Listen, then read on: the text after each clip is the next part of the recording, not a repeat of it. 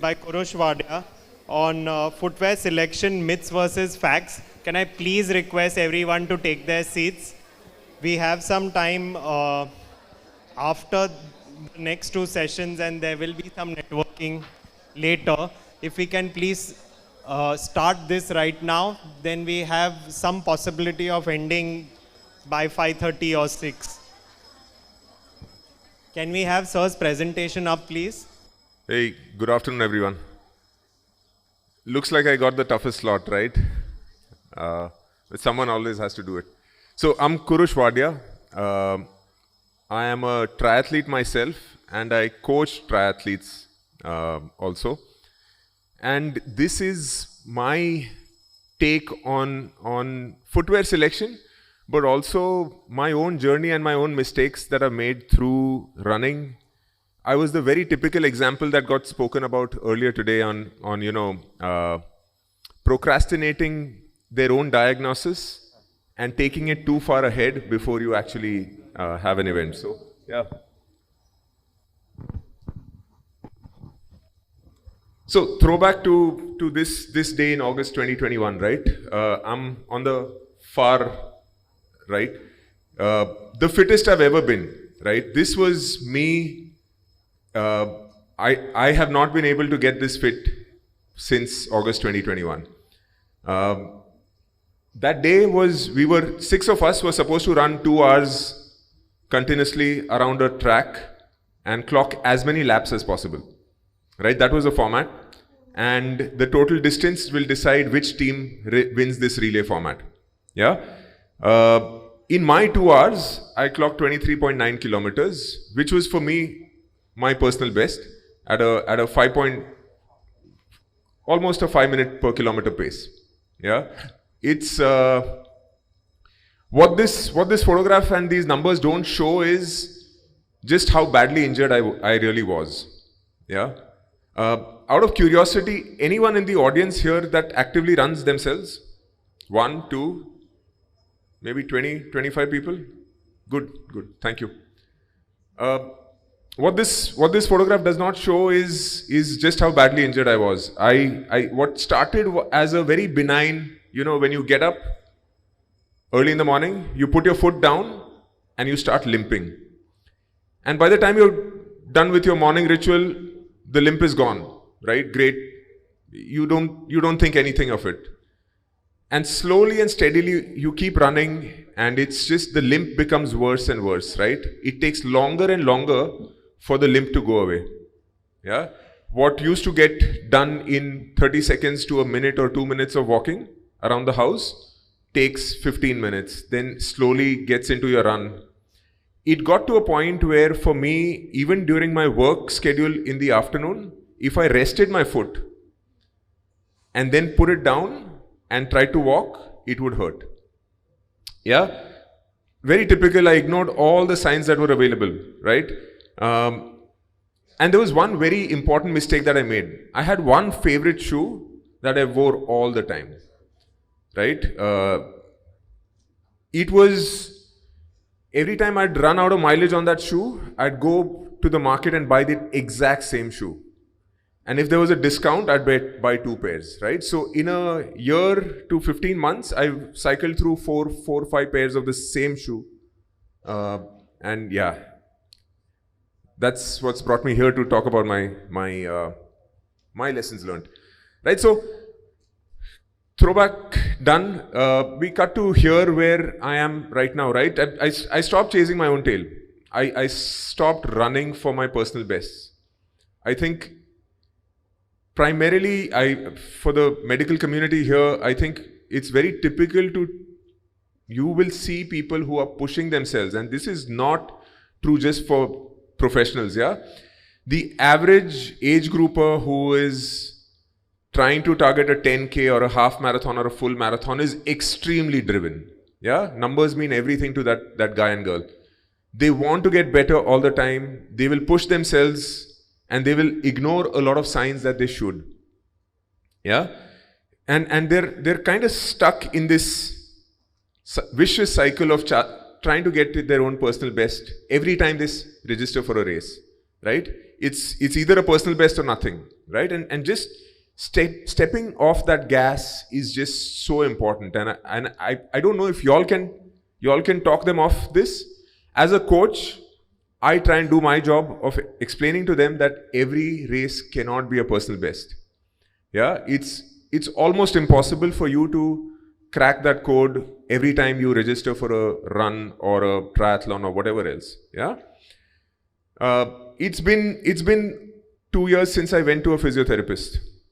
I know this community will probably hate me for this, right? But I've tried to stay injury free for a very long time, and I've tried to get more attuned to the signs that my body gives me on an active basis. Yeah, and that's also given me the longest block of uninterrupted running. I think trying to up the mileage, trying to up the pace, the biggest problem with all of that is that you will take longer recovery breaks, longer time off running, and that inconsistency might also make you slow over time. Yeah, and like some of the doctors before me, before lunch spoke, prehab not rehab. I think a lot of us do not spend enough time trying to prevent injuries rather than, get into rehab and fix the problems. Part of my lessons were all around, foot and ankle flexibility. I now have this short compilation of videos on what I do at least twice a week for 10 to 15 minutes to make sure that I retain my foot and ankle flexibility. Yeah, a lot of strength training, and I'm fairly flat-footed, not entirely flat-footed, but I thought I was bad. Yeah, there's so much we can do, people like me can do, to make sure that we have some strength in our lower limbs, to make sure that we can actually kind of, stay consistent, do the same thing again and again, do the boring work again and again. I think what scares a lot of people is doing the boring work again and again. Keeping my easy runs really easy. What's also not mentioned here is that I am a triathlete, right? So I don't run 5 days a week. There is at least one swim session, there are 2 bike sessions, and there are 2 or 3 runs in the week. And I think Dr. Nene, if I'm not wrong, spoke about how just mixing up your sports is a great way to stay injury free. As a fairly load-bearing exercise, running can just by its very nature cause a lot of issues to a lot of people. Yeah, that can be offset by a lot of strength training in the gym, swimming, biking. Biking in Mumbai isn't entirely safe, but people wake up at crazy hours to do it. Yeah, I've got some cycling friends here as well. And last but not the least, the topic why I'm here, shoe rotation. I briefly touched upon the fact that I ran in the same shoe for over a year. Yeah? These are 2 people who are very important in my life. One of them is here. If you notice their form, my form is nothing like this. Yeah? That's my wife running the relay, and that's my daughter, a very naturally athletic stride, and I can't run like this, right? Both feet off the air in a photograph is impossible for people like me. We can't do that. Yeah, and by the time the photo, and if you roll the video, her land will fall, her foot will fall right under her hip. I can't do that, and I've tried to fix my bad biomechanics to some extent, but there are limitations. Yeah, the advice you give in terms of the way I should swing my arms, or the way my hips should move, or the way my feet should land, some of us have issues that we can't fix, guys. Yeah, and it's going to be, while we can imbibe and take notes, trying to remember all of the points that you give at 6 o'clock in the morning when we're trying to start our run is not always possible. Yeah, there's an entire day's plan ahead, and there are a million things running in the runner's head before that. Yeah, like I said, mix it up. Triathlon has made me more resilient. I think just the fact that you don't run your solitary sport is incredibly important. It's incredibly important to be strong. And someone also spoke about, being strong, right? If you're strong, you chances are you'll have less issues. Yeah. And then there's this very fine, awesome line that one of my role models said, right? Sebastian Kini said this in an interview. There's a fine line between fit and, yeah? Most of us who are driven are constantly fighting that line between fit and effed. Yeah? Constantly. And most of us don't know until it's too late. Yeah? If you're constantly chasing your personal bests, you're always walking that knife's edge. So, purposeful shoe variation for different types of usage. If you're doing interval runs, if your athletes are doing interval runs, they need something that is lightweight. They need something that is responsive and is kind of snug. It cannot be something that is just, heavy and clunky, and then the coach gives them intervals to run at a certain pace or a certain heart rate, and the shoe becomes an issue as well sometimes. Yeah, I use these two shoes to switch. You don't need to use two. I'll give you two examples of each that I'm showing here. Even if as a runner you buy one, that's good enough. But do not use your intervals and your long runs. Do not use the same shoe for both. Yeah. Selecting shoes for regular and long distance runs. If you Google, there will be an option for tempo runs as well. There will be an option for progression runs as well. And there's lots of those. I use these two shoes for my long runs or regular runs, right? Whatever comes in that's not an interval or a fast-paced run. Yeah.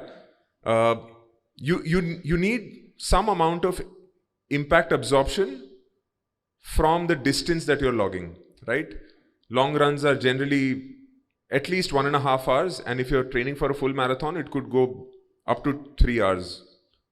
Yeah, you need something that will absorb the shock every step of the way. Yeah, durability is very important. Its ability to not transfer every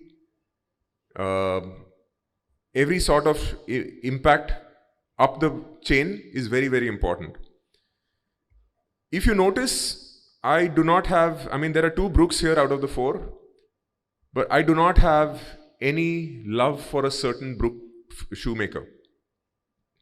Yeah. So if you're not rotating the kind of shoes that you use, if you're tied to that one particular brand and one particular sub-brand within those shoes, you're asking for trouble. That's how I was back in 2021. Yeah. Familiarity breeds contempt, as we know, and the lack of choices, your feet get used to the same thing again and again, and there is no variation, there is no learning. When you rotate shoes, your body and your feet are trying to adapt to a new stimulus. Yeah, they're trying to adapt to a new set of changes that happen with every step that the body takes. Regular shoes on a daily basis. Something that's completely flat and something that's kind of doesn't have a very wide toe box, but I use it for days when I'm not doing much. This is on a regular day. Yeah, nothing special. This is not running related. Yeah, just to make sure that I do not pick up issues from my daily work. Yeah. So let's cut to the part where we talk about myths and facts, right? How about this? Running is an injury-prone sport. Myth or a fact? Well, if you look at the number of patients you guys have, it is a fact, right? And I think there is enough. It's enough of a complex sport, and none of us run. Like I said, I can't run the way my daughter runs in that pic. We've lost the art of running. We need to reteach ourselves. Sometimes in the 20s, sometimes in the 30s, sometimes when the midlife crisis strikes, right? That's why endurance sport around the world thrives, right? It's filled with people in their 40s and 50s and 60s, right? We can't reteach ourselves to run the way we were running in our 10s and teens. Yeah, so I believe it is a injury-prone sport. But you can do a lot of things to make sure that you don't stay injured or don't get injured too often. We need to run the way our forefathers did, barefoot. I think a lot of us, how many of y'all use slippers to walk in the house? Show of hands? Yeah? That's part of the problem the way I see it. Yeah? Walking barefoot, if you're not used to walking barefoot in your own house, how are you going to run barefoot on streets in Mumbai or wherever else? Yeah? And if you already have an injury, it'll make it worse. I was Dr. Kini's patient and he told me off it, right? I asked him in my first consultation, should I try barefoot running? He's like, are you crazy? The kind of pain you're dealing with right now, you won't be able to take it. Yeah? And so barefoot running is not for everyone. You need to train through it and go easy before you minimize the cushioning. I'll run faster in super shoes. There are these awesome 25,000 shoes that are available on a 5% discount or a 10% discount. In India, you can't try super shoes before buying them. You go, these are the options in an ASICS store or a Nike store or a Puma store or wherever, and that's what you have to buy. Abroad, there are stores that allow you to try them out, the different variations, before you pick one. Yeah? Not an option here. So, you're putting money into something that may not work. A lot of money. A collapsed arch in the foot can be improved through strength and conditioning. Yes. Fact. I am testament to that. So, yeah. Ankle flexibility is compromised due to increased running volume. I believe so. I think we get stuck in that right angle that doesn't move very well. Yeah? Ankle flexibility is kind of lost. Yeah? I'll get thrown out now. You should stick to the shoe brand, sub-brand that has worked in the past. I kind of covered this myth. Please bring variation in your footwear. Please try different shoes, different types of shoes, as many as possible. If you're running, at least 2 pairs. Yeah, at least 2 pairs, something for a little faster, something for your normal, regular runs. Tracking mileage of shoes helps understand when to replace them. Fact, there are apps that allow you to do this. On your run that gets logged, all you have to do is from the drop down, pick whatever shoe you used that day.